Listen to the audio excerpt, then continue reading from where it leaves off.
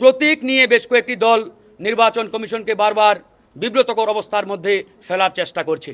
এটি আমরা গণমাধ্যমে দেখেছি যে গেজেটে বা গেজেটভুক্ত না হওয়া সত্ত্বেও দু একটি রাজনৈতিক দল একটি নির্দিষ্ট প্রতীক বারবার চেয়ে জাতীয় নির্বাচন কমিশনকে প্রশ্নবিদ্ধ করার চেষ্টা করছে এবং তারা বারবার বলার চেষ্টা করছে যে অমুক প্রতীক না পেলে নির্বাচন হতে দেওয়া হবে না, নির্বাচন হবে না, আমরা অংশগ্রহণ করব না।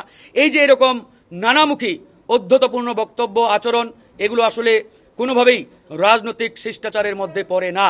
বর্তমান অন্তর্বর্তীকালীন সরকারের কোনো উপদেষ্টা আগামী ত্রয়োদশ জাতীয় সংসদ নির্বাচনে অংশগ্রহণ করতে পারবে না বলে এরকম একটি বিধান আগামী জাতীয় নির্বাচনের আগে সংযুক্ত করে প্রধান উপদেষ্টা বরাবর প্রেরণ করা। গেজেটে না থাকলে সাধারণত প্রতীক পাওয়া যায় না বা ওইটার মধ্যে থেকে নিতে হয়। যেমন আমরা যে মার্কাটা নিয়েছি, আমাদের দলের মার্কার ট্রাক, এটি কিন্তু আমরা আসলে চয়েস করে দেই নেই, এটা আমাদের ওই মার্কার থেকে সিলেকশন করা হয়েছে। সুতরাং সেই ক্ষেত্রে আমাদের অন্যান্য রাজনৈতিক দলগুলোরও উচিত হবে না যে কোনো একটা নিজেদের স্বার্থ সংশ্লিষ্ট ইস্যু নিয়ে বা স্বার্থ নিয়ে আসলে নির্বাচন কমিশনকে বিতর্কিত করা। কারণ আমরা যদি আগে নির্বাচন কমিশনকে বিতর্কিত করি তাহলে তো আসলে তারা একটা ভালো নির্বাচন করতে পারবে না। এবং আমরাও তাদেরকে এটা বলেছি যে যে কোনো সিদ্ধান্ত গ্রহণের ক্ষেত্রে বাংলাদেশের এই ঐতিহাসিক পরিবর্তনের সন্ধিক্ষণে দাঁড়িয়ে তারা যেন মেরুদণ্ড সোজা করে সিদ্ধান্ত নেন।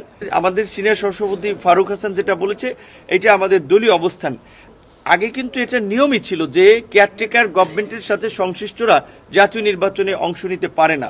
এবং আপনারা জানেন যে সরকারি কর্মকর্তা কর্মচারীদেরও বিধান আছে যে অবসরের 3 বছরের আগে তারা নির্বাচনে অংশগ্রহণ করতে পারে না।